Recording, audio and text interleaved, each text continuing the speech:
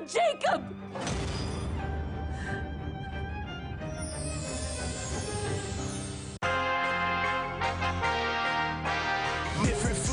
I'm Tommy Pike, owner of Tommy Pike Customs here in Greenville, South Carolina. We don't give up on old rides. We do what it takes to bring them back to life. Let there be light.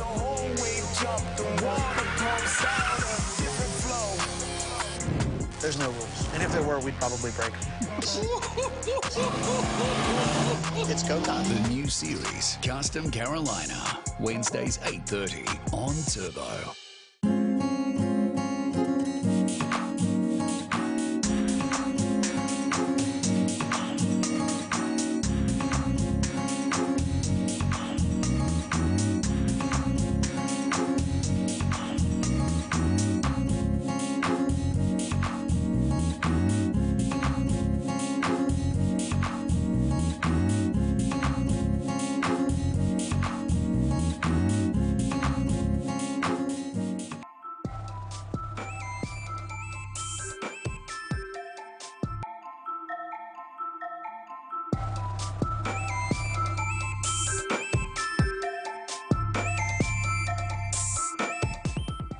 The TVWAN News is proudly brought to you by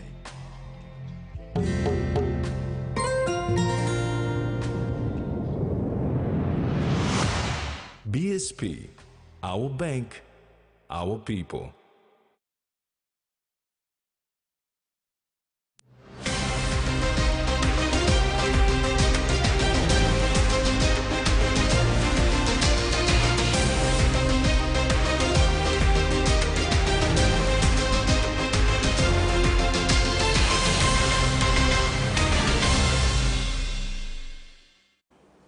Hello and welcome. This is TV1 News. I'm Maricela Kelaton. And I'm Tracy Pa. Join me later for sports.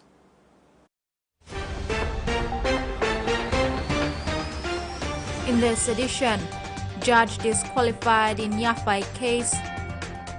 Nesfund looks to diversify investments. And Mendi airport set for opening. The 2024 World Immunization Week was celebrated today at the Kaugera Urban Clinic in the National Capital District. This year's WIW also marked the 50th anniversary of the expanded program on immunization globally. With the theme Humanly Possible, Saving Lives Through Immunization, the event was attended by WHO, UNICEF PNG, National Departments of Health, DFET, and other stakeholders, including the Christian Health Services. The 2024 World Immunization Week was celebrated by major stakeholders, including WHO, UNICEF, National Department of Health, and DFET. Manager for Population and Family Health Branch of the National Department of Health, Dr. Edward Waramin, said this occasion serves to remind everyone of the importance of routine immunization because the program has not been given prominence, and as the manager, he would like to see this changed. 50 years ago, the inception of the expanded program on immunization marked a pivotal moment in the history of public health in the world. This laid the foundation for one of the most successful and cost-effective health interventions known to mankind, which is vaccination. Since then, immunization has saved millions of lives and prevented countless cases of illnesses and disabilities. Representing the Health Minister and Secretary, Deputy Secretary Dr. Ken White told the gathering that 2024 is the year of health promotion, reminded all citizens that prevention is better than cure. Media tell everyone, please do the right thing. That immunization is one that allows our vulnerable little ones to live from birth up to 1 year, up to 5 years. They have to be protected against all these communicable, immunizable diseases. WHO country representative Dr. Husenova said immunization work this year is very significant because it is also the 50th anniversary of the Expanded Program of Immunization, or EPI. Since it was launched in 1974, it ensures that all children in all countries benefit equally from the life-saving power of vaccines. Over the last 5 decades, EPI has played a pivotal role in protecting millions of children worldwide from vaccine-preventable diseases. This program has been instrumental in driving equity and access to immunization services, serving as the cornerstone of the primary health care and universal health coverage. UNICEF, WHO, DFED, and Gavi Alliance were acknowledged for their work in this space, including financial and technical support. Frida Kana, TVWAN News. Criminal track judge Justice Teresa Berrigan has disqualified herself from sitting in the pretrial hearing of Paul Parker's co-accused Jacob Yafai and referred the matter to the registry to allocate another judge.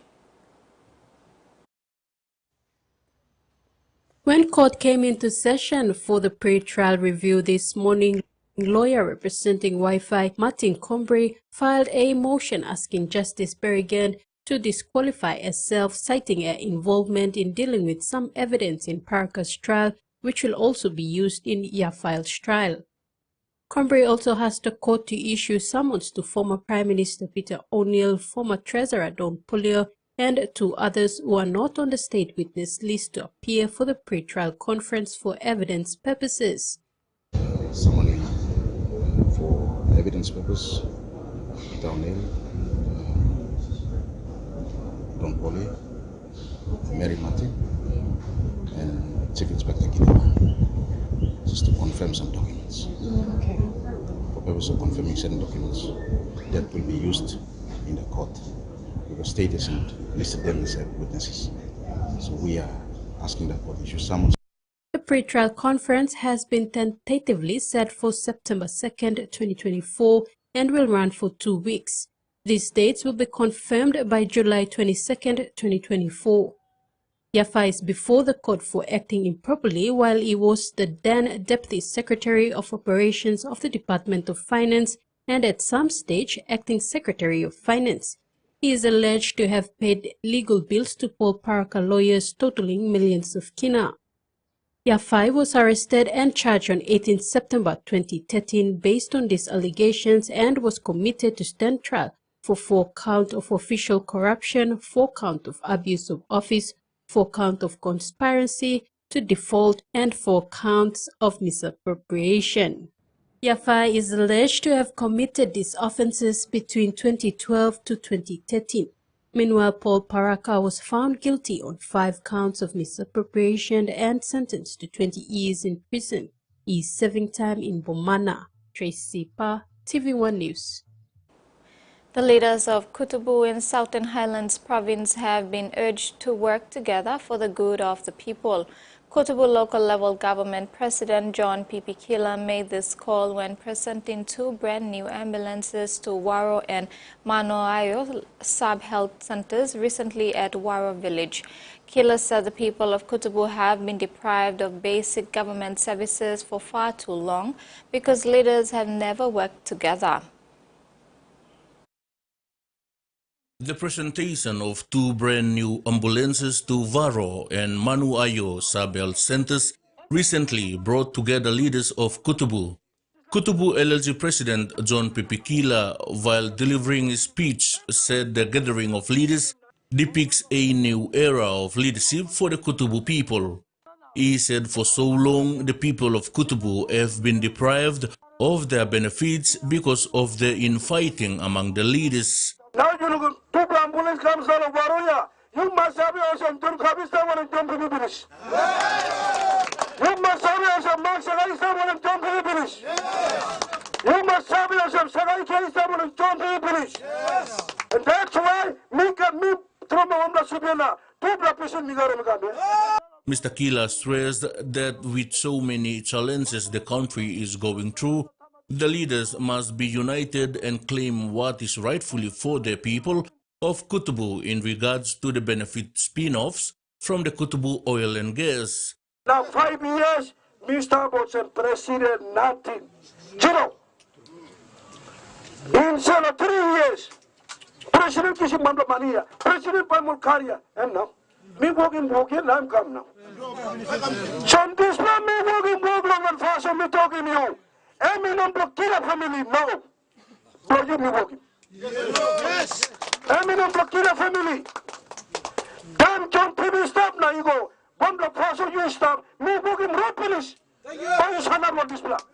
Chairman of Namo Aporo Lenonas Association, John Capinato, who was also present to witness the presentation, reaffirmed the call from Kila and urged the leaders to focus on the people.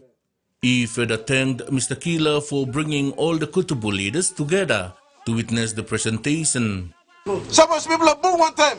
By you looking one of got something, but now come up the place, please. For the last 15 years, because people are fight, leadership issue, yes. That's why you don't look at something. That's why you come here and you throw me over at something. You point the finger on the face, me. But today, me like to thank you, all pastors, all churches. Me putting money inside over the churches to pray for the leaders. Today's all pastors, all landlord church, bravely blind no Abrus. Yes. It's bringing us leaders together. Yes. Also present to witness the event was Chairman of Kutubu Special Purpose Authority, Moses Mevayo, Chief Meiza Kosi Sosoro, Chief Dabura Kamuna, Kekeno Fura, the current District Administrator, councillors of Foe and Faso, invited guests, and delegates from the Southern Islands Provincial Health Authority, the people of Ekari and Yasuku regions, and the people of Fasu and Foe. Freddie Mo, TVWAN News. Meantime, Chief Dabura Kamuna backed the call by President of Kutubu Local Level Government John P.P. Kila for leaders to work together to drive development in Kutubu. PRK, under the chairmanship of John Capinato, Kutubu LLG President, Honorable John P.P. Kila, Kutubu Special Purpose Authority Board, headed by Moses Mewayo, also Chairman, work for one time. United we can do more for our people. A senior state lawyer, Nixon Joe, who recently graduated with an executive master's degree in business administration, is encouraging working-class men and women to upgrade their qualifications to become more competitive in the workplace. Nixon Joe is a former teacher and currently a state lawyer with the Department of Justice under the Office of Solicitor General. He believes attaining additional qualification will build the capacity of an individual and help enhance their abilities and performance in their respective workplace. The 40-year-old from Juruca Province is a self-sponsored student who graduated along with 110 students in the Executive Master's Degree program during the 69th UPNG graduation on Friday, 26 April 2024. Highlighting his achievement at a family gathering to celebrate his master's degree, Nixon described the achievement as something that he could not have achieved without constant pre-service and family support. Nixon dedicated his achievement to his supportive wife and 3 children who have stood by him and his tribesmen who have supported his back to ensure he reached his goal. With my wife and with my uncles and all this, they've made it through with the support and dedicated pastors that I have who always at my back. They made this moment come true for me, and it's a milestone achievement for myself as well as my people back in the village. Nixon's community pastor Max Stan said Nixon's achievement is a great example for youths and school children from his community and village back in Jiwaka to look up onto. As a spiritual father, I'm really happy and I'm a proud man today that he has graduated with MBA. Nixon's story is a testament of hard work and determination, starting from a noble profession and building his way up to earning a executive master's in business administration. Tracy Pa, TV1 News. You're watching TV1 News. Nest Fund looks to invest in special economic zones. That story and more after the break. Stay with us.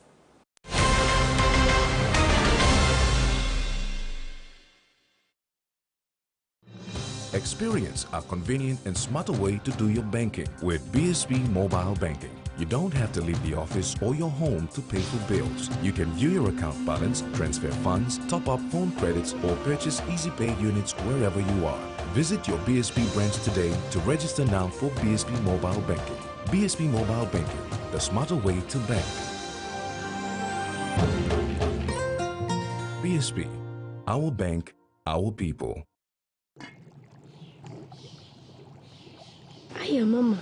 You wait time, but me add him special flavor. Put in more flavor, put in more taste. Magical karaoke, get up a big smile on face. Time for give chicken a great fumu too. Sip, sip, the moo, yes, magic on you. Magic, the taste PNG loves. The Toyota JD Hi-Ace bus comes in 14 and 15-seater high-roof luxury model powered by 2.8 liters JD engine for optimal performance output, fuel efficiency and quietness, designed with improved safety features and easy maneuverability for tire steering angle. The Hi-Ace lift suspension and annular frame structure is opted for smooth ride, comfort and safety. Experience the ride on the Hi-Ace bus and experience the Hi-Ace pride, the bus that exceeds all expectations.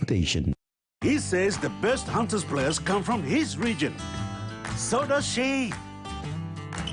But there's one thing that brings everyone together. SB Lager, Buniam Yumi. A quick favorite meal for the day does feel good. Snacks noodles is my choice for a simple meal. It is easy to prepare and fast to cook. And with a touch of flavor and ingredients, quality noodles that can be cooked and enjoyed in many different ways. You see, my whole family loves it. It's made here in PNG and comes in different pack sizes. Snacks noodles, tastier but you like it more.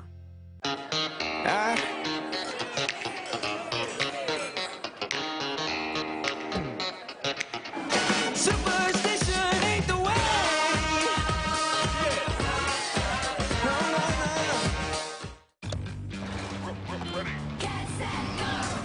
By land, by air, by sea, by swamp, through crazy tracks, they'll race with Tom. A guy, a girl, a boy, a vamp, monster, hero, villain, and scamp. They'll zip and zoom to see who's champ. Tracked. Wacky Races, every Monday to Friday at 5:05 p.m. on HBO Family.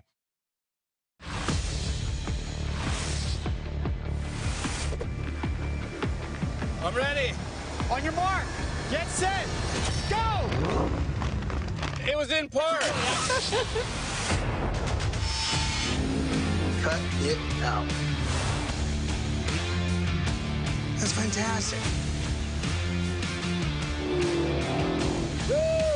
PNG Customs starts Wednesday, May 8 on Turbo.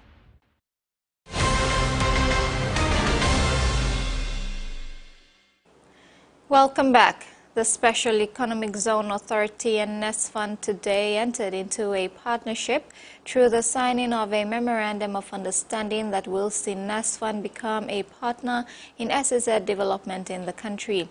CEOs of both respective organizations in a press conference signaled to members of Nest Fund and the country the significance of this partnership. Today, the Special Economic Zone Authority signed a Memorandum of Understanding with the National Superannuation Fund, or Nest Fund, establishing a partnership that allows Nest Fund to consider tax incentives offered by SEZA as part of its investment decision-making process. CESA is the incentives through the government that we can leverage and work together with NASFAN to help them to make the investment decisions. So CESA, through that, CESA is now partnering with NASFAN to market our incentives with them. This MOU now allows NASFAN and the SEZA to identify suitable investment opportunities in licensed special economic zone areas that meet the fund's investment guidelines and risk-return appetite. A special economic zone will invite and facilitate all the foreign investment into the country. And when foreign investment comes into the country, then it's a requirement that some kind of local funding is required. So NASFAN being in this space, and we would like to participate, we would like to be the first ones to come to know about the opportunity, explore the opportunity for our members. So that is one part of it, that gainful return for our members, economic development for the country. But such economic activity will also result in increased employment. And when there is employment, then there will be a growth of membership. As Papua New Guinea's largest investment superannuation fund by membership size, NASFAN is required to manage and grow the retirement savings of over 650,000 members through active and prudent investments. Mary Stella Keleton, TV1 News. 2 special economic zone projects in Papua New Guinea have already attracted 1.2 billion kina in foreign direct investments. Prime Minister James Marape in a statement expressed satisfaction at these investments through the 700 million kina Radisson Blu branded hotel on Paga Hill, SEZ, and the 540 million kina Central Line project single factory SEZ at Kido in Central Province. He commended the International Trade and Investment Minister Richard Maru and the Special Economic Zone Authority for their diligent efforts in securing these investments. SEZA, a flagship initiative by the Marape government, is designed to boost FDIs and enhance national investment in sectors critical for economic transformation, such as downstream processing and import replacement.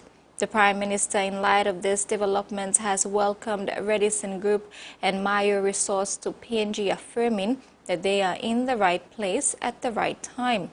He also welcomed SEZA's new board advisor and renowned business leader, Ian Tarutia, whose expertise will be pivotal as SEZA transitions to full operational status. 3 representatives from the Yanguru South Sea district are in Alotau. Apologies for that. 3 representatives from the Yanguru South Sea district are in Alotau attending the UN Women Market Analysis Workshop. The training will assist them in the successful operations of the 24-hour Wamayan Market project in the district. Minister for International Trade and Investment and member for Yanguru South Sea Richard Maru thanked UN Women for the training by sending 3 representatives from the Yanguru South Sea district to Alotau, Milimbe province to attend the UN Women Market Analysis Workshop. The representatives, namely David Wurasua, Wilma Wama, and Jemima Lihomie, flew to Alotau over the weekend to attend the 2-day workshop, which ends today. This workshop will provide the opportunity for the participants to learn from each other's experiences in supporting local markets and women entrepreneurs, allow them to identify opportunities for growth and development within their districts, and also visit the Alotau market to allow them to gain first-hand insights into successful market practices and women-led businesses. Minister Maru says the district is grateful for the partnership with UN Women, as they have wasted no time in commencing training with the district representatives. And now the finance news. The kina closed unchanged at $0.2629 in the interbank market. At Bank South Pacific, our kina was buying $0.2554, $0.3862 Australian dollars, $0.2308 euro, and 39.63 Japanese yen. Looking at commodity prices at New York close, coffee, copra and palm oil closed higher, gold, cocoa and crude oil closed lower, and copper closed the day unchanged. And on the stock market, the Dow Jones closed higher, the ASX closed higher, and all ordinaries closed higher as well. TV1 News continues after the break with what's making headlines overseas. Stay tuned.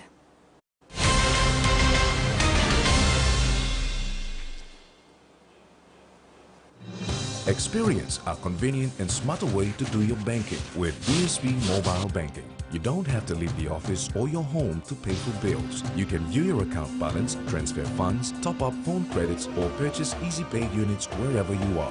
Visit your BSB branch today to register now for BSB Mobile Banking. BSB Mobile Banking, the smarter way to bank. BSB, our bank, our people. A true champion is measured by their courage, their determination, and their passion to never give up and to always keep trying. With a delicious Milo in milk taste and added nutrients, Milo in milk is a great way to fuel our little champions with nourishing energy every day. Because true champions give it their all. Milo, PNG and Mia. Find PNG made. When you're spending time with family, when you've got a big day ahead, when you have given it all you've got, when you're putting on a feast, that's when you want the best. That's when you want flame rice. New flame rice. Win him, Olgeta. Attention rice lovers! We are giving away 300,000 kina worth of scale school money. 1,000 kina could be yours. With 300 winners and 4 fortnightly draws, your chances are higher than ever. Buy any 1 kg to 20 kg scale or ori rice, cut out the grown for PNG stamp, put it in an envelope with your name, contact details, and drop it in an entry box at selected outlets. Promotion ends March 29, 2024. Hurry and win big with scale and ori rice. Follow us on social media for more details. Terms and conditions apply. Beauty is my business, but beauty sure is a tough game. Filters are great, but great skin, better. And that's why my skin deserves the best. So I choose self-care, soaps that gently nourish my skin, resulting in a radiant look, made with tropical ingredients. I trust self-care from City Pharmacy, so bring it on! My skin is ready and so am I.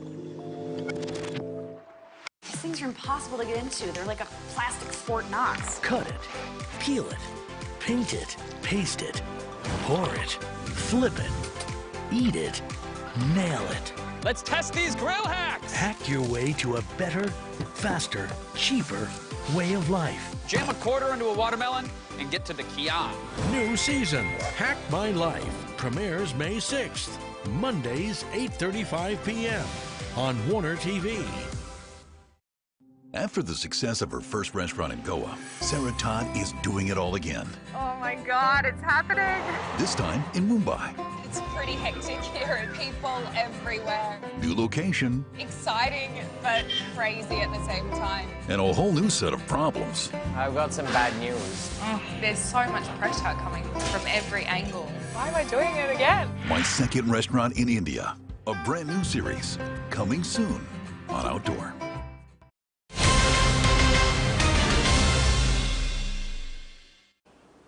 Welcome back. Fiji and Australia's renewed VUVEL partnership will be further strengthened this week through the first official visit to Fiji by the Australian Minister for International Development and the Pacific and Minister for Defence Industry Pat Conroy.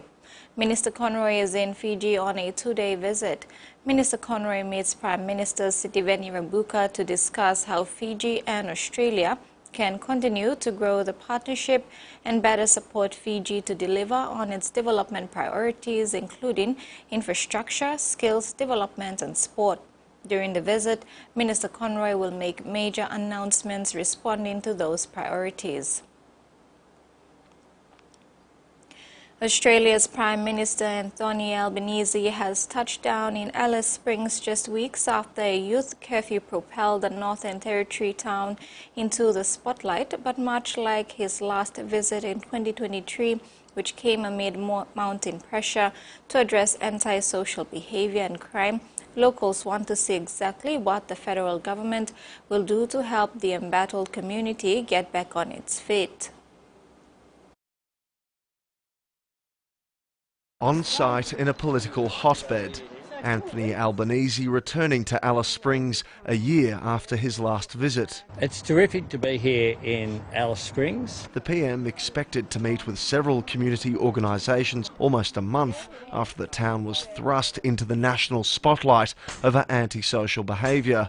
With the Chamber of Commerce, with the Mayor and all of the local councillors, with local community members. Locals wary about what this visit will achieve. Why are you talking a lot and not doing much of the problems that need to be addressed? It's gotten worse, and Albo needs to see that. We've had knives pulled. For young people, get them a job,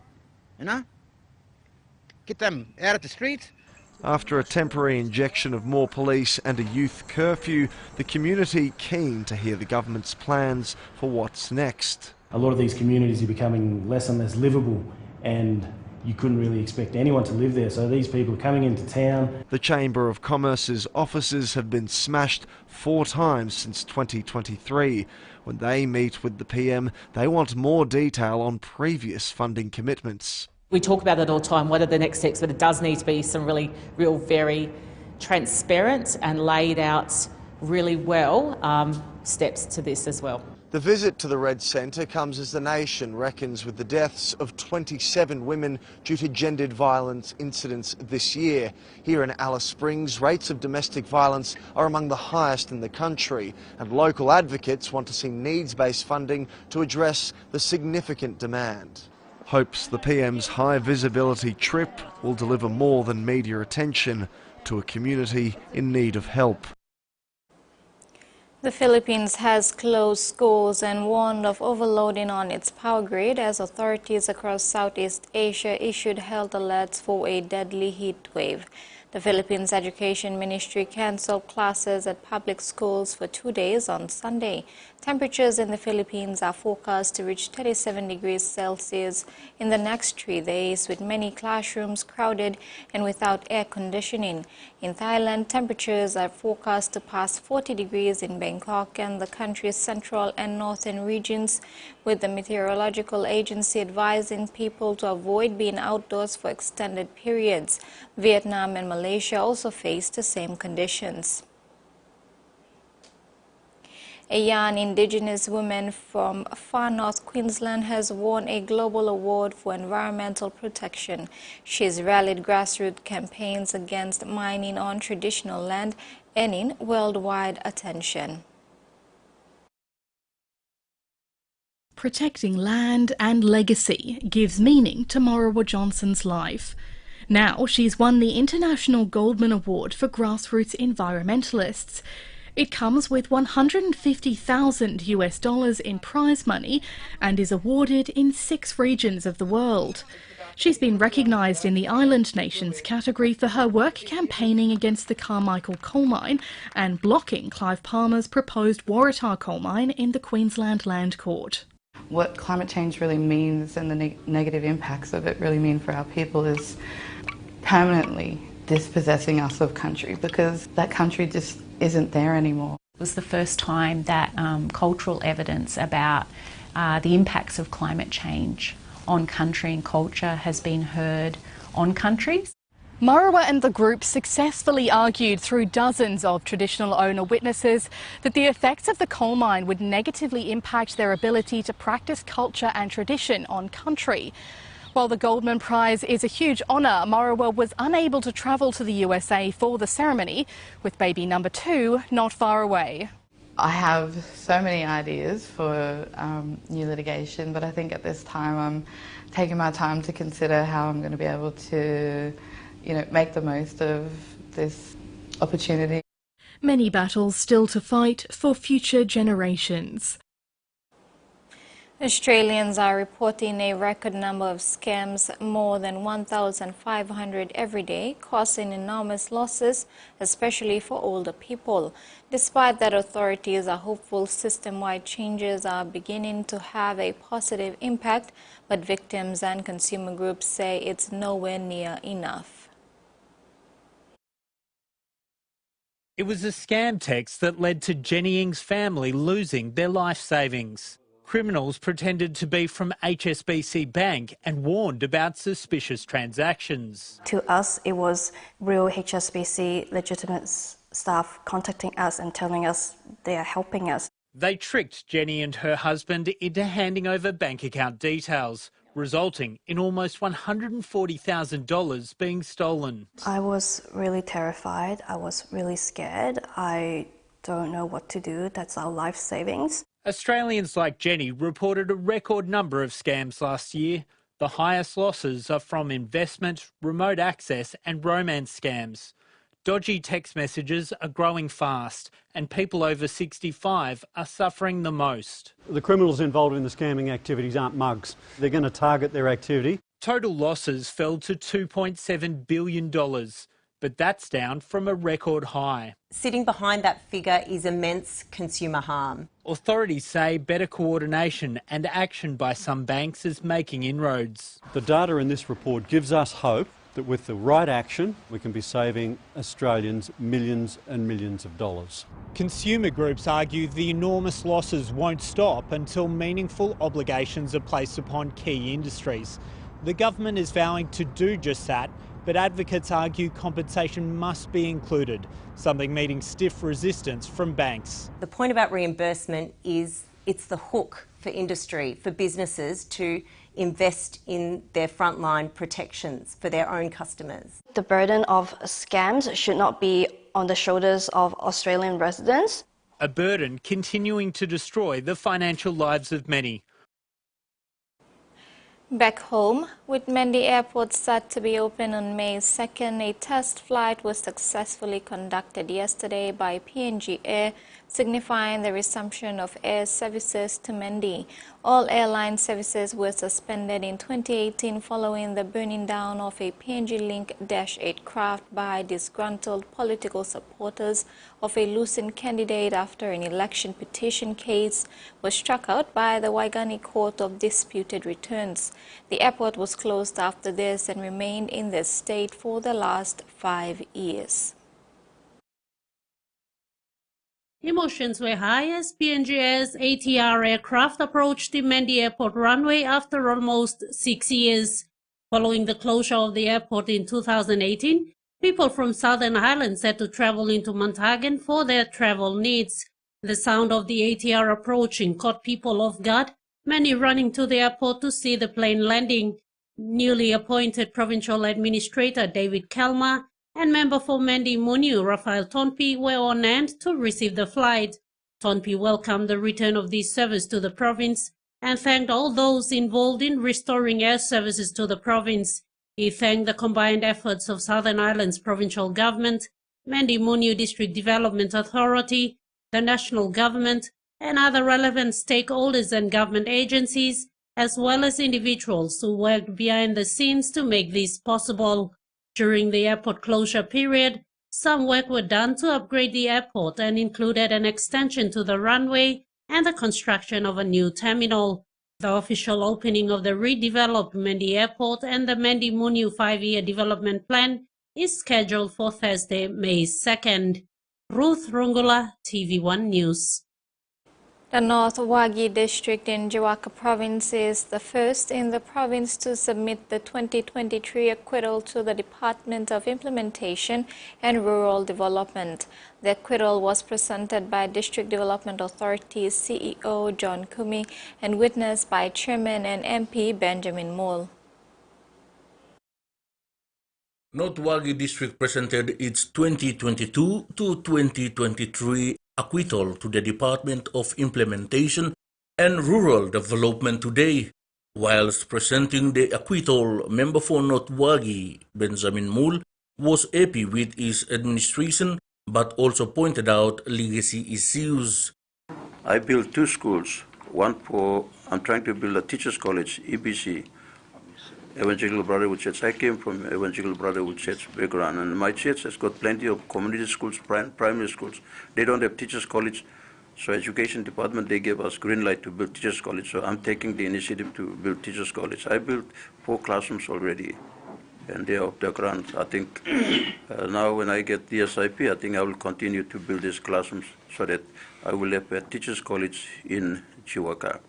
And I'm also building Mul education, Mul secondary, because I'm an educationist. I believe in education. He emphasized the importance of education in his district and committed to establish more schools in the district. He further stated that the district is committed to serve the people during his term. There is no follow-up with DSIP and PSIP. You see, nothing is shown on the ground. Nothing is shown on the ground. Now 10 years, when Dr. Pok was there, I can't see anything on the ground. But now my term, you will see things on the ground. Meantime, the acquittals were received by DIRD's Assistant Secretary for Islands Region, Harry Ray, on behalf of Secretary Ahiwaki. Freddie Mo, TVWAN News. And that ends the news segment. Stay tuned for sports after the break.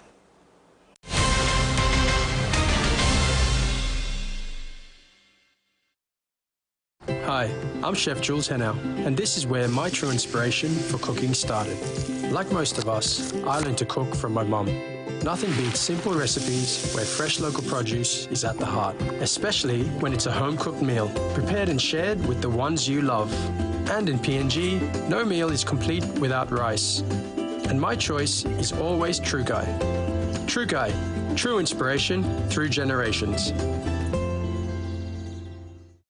Payo bong kain heavy long walkabout blong you long display ground. Tasol also want pla public servant, healthcare, life insurance na family security blong you emi big plus something throw. National Public Service New Care Association or PSNA emi partner blong you long healthcare, life insurance na too long strong in financial security blong you. One time PSNA you na family blong you by kisim good plan na quality service. Abay you na too long buy him all bill blong you one time smart card ID blong Mipla. Join in Public Service New Care Association now. Long wana Mipla, he can look out him destiny blong you. PSNA, I mean partner blong you. Long look out him health blong you now. Long come up in good plus sit down blong you. Long behind time. Carrying cash around used to be an everyday nightmare. So much trouble, so much danger.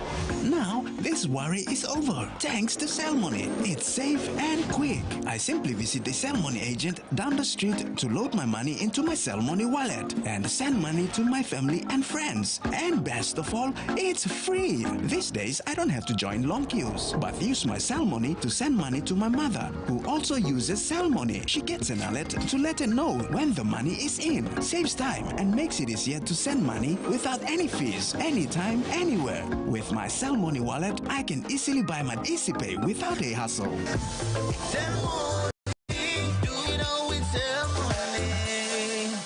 Nick Payton Walsh report on the growing turf war between humans and elephants in Sri Lanka. Feels bizarre to see this frontline mentality out here. Are these giants an invasive species, or are they fighting for their own survival? The whole story with Anderson Cooper, Monday on CNN. So guess what? I'm getting married. Doesn't she look amazing? It's $4,000 over the budget. Oh, Lord.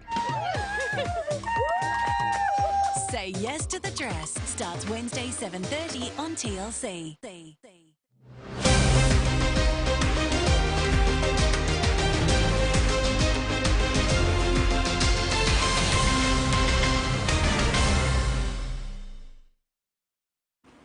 Welcome back.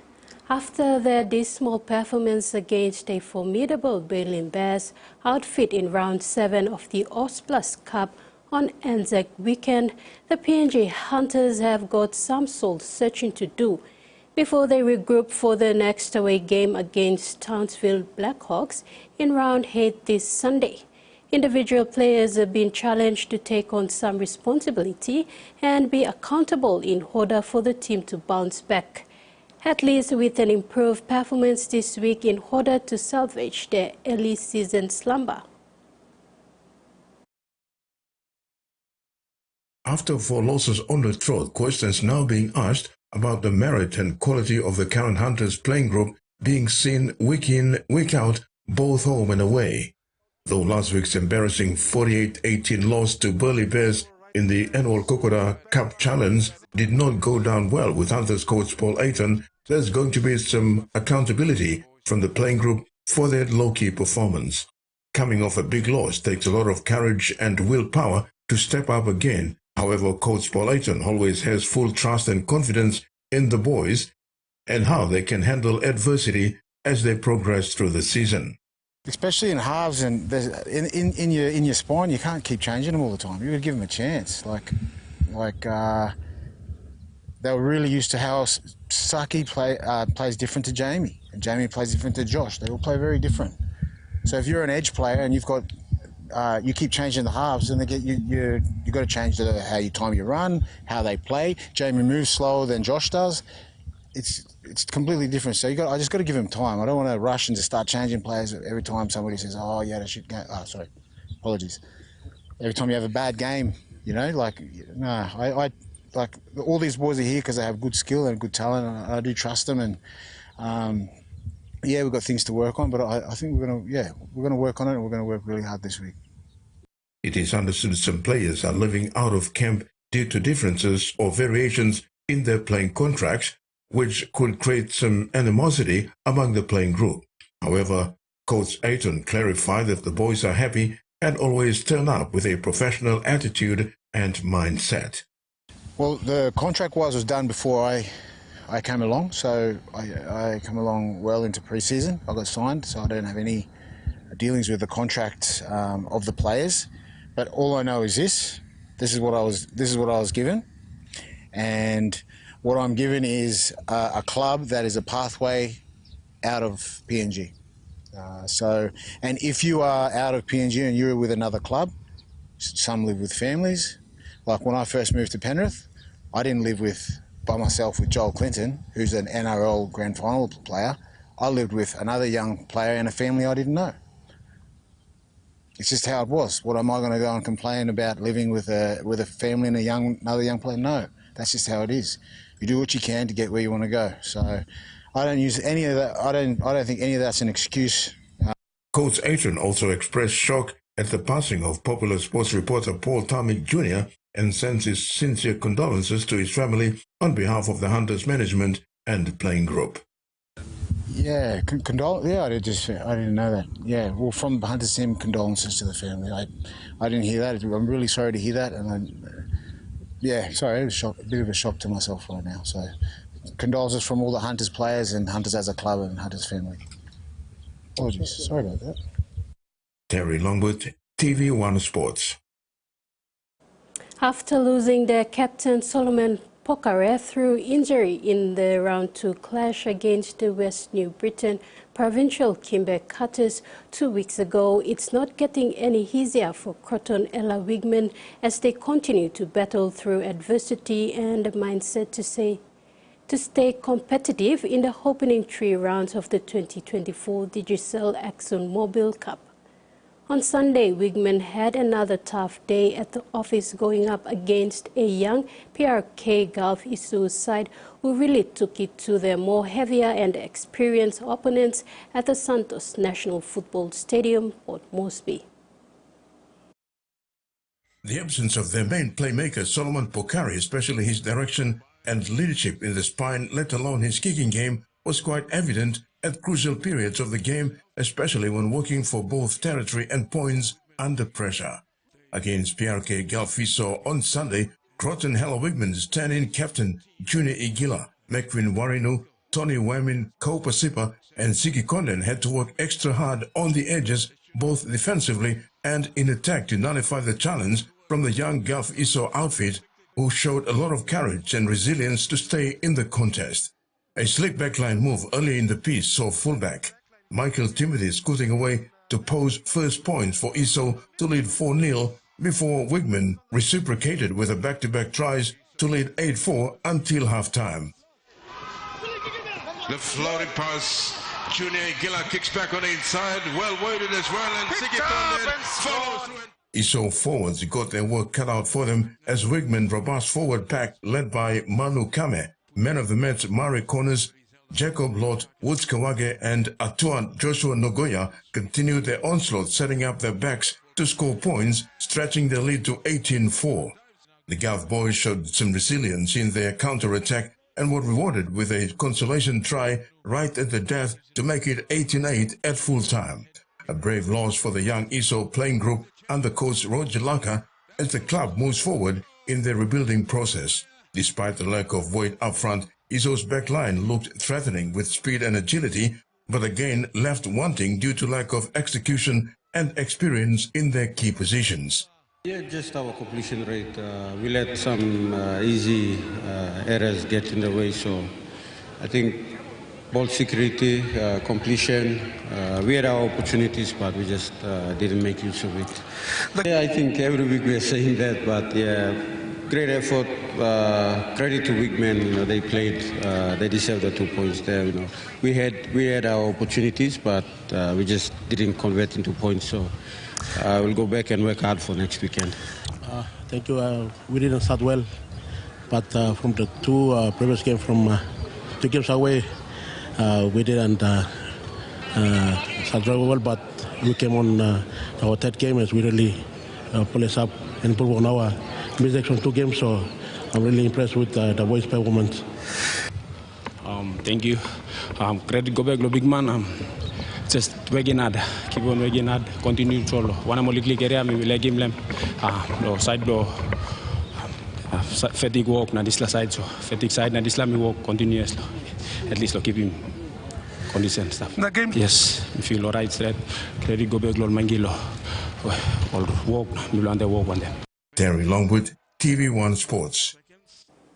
Parramatta fullback Clint Catterson has been ruled out of the NRL for up to 5 weeks after undergoing knee surgery. The Hills confirmed that Catterson had a minor operation on his knee and the time frame for his return rules the Hills co-captain out of contention for Origin 1 at Hucker Stadium on June 5. Catterson has played 4 Origins for New South Wales and was a member of the team that beat Queensland 24-10 in the 3rd match of last year's season.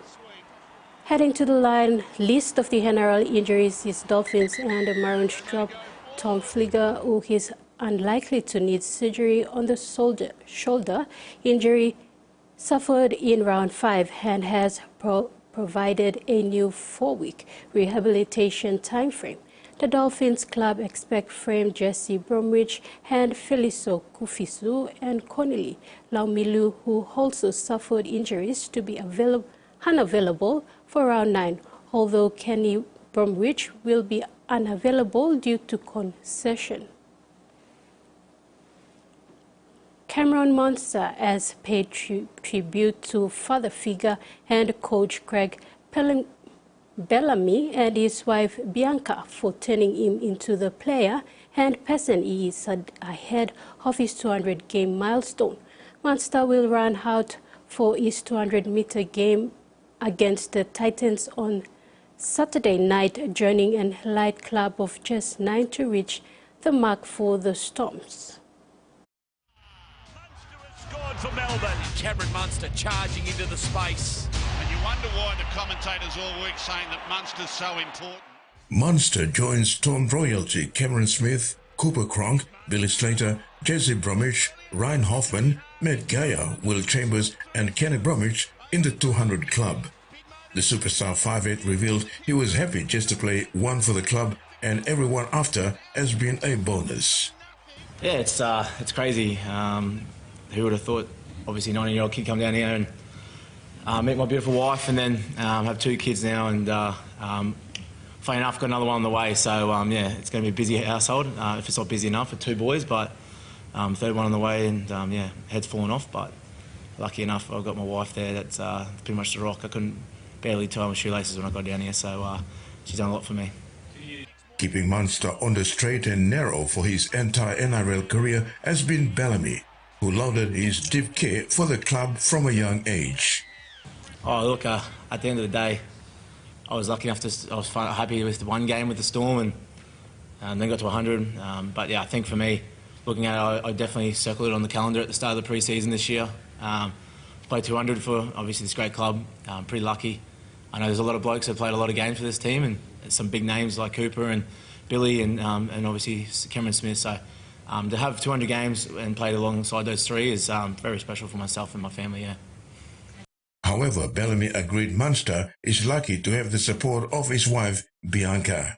He has got a real genuine care about his teammates and, and about our team, and I think that's one thing that probably gets looked over at times. I would say, though, I'd have to back him up. I think he was very, very fortunate to meet Bianca. She has been the rock that he needed at times. And obviously, it's great to see him now with the two boys and another one on the way. But even more, every partner plays an important part in players, big milestones like this. But I think Bianca's probably played a little bit more of a part than most. Bellamy was asked if he had ever coached a player who gave him such highs and lows. Terry Longwood, TV1 Sports. And now the weather focused.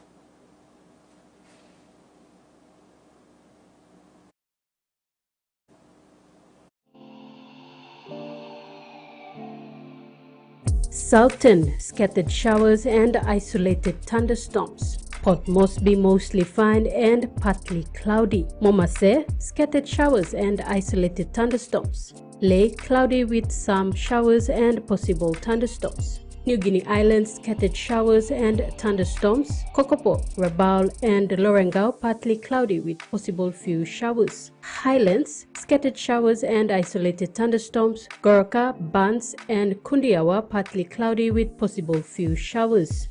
Coral Sea, seas rough to very rough with southeast winds of 25 to 34 knots, rising to 33 to 47 knots at times. Bismarck Sea, seas smooth to slight with east to southeast winds of 5 to 15 knots.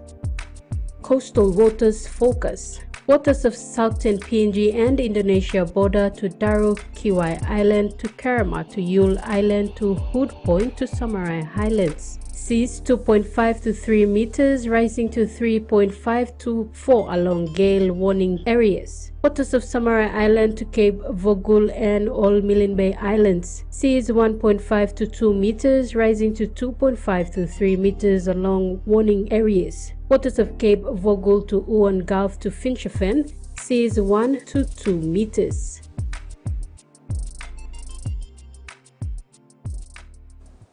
And that's been another edition of TV1 News. Thanks for your company. Bye for now.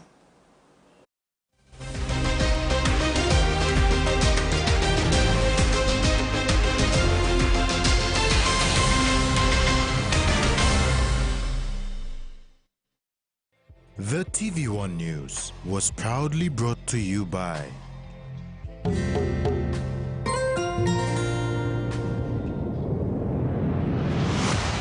BSP, our bank, our people.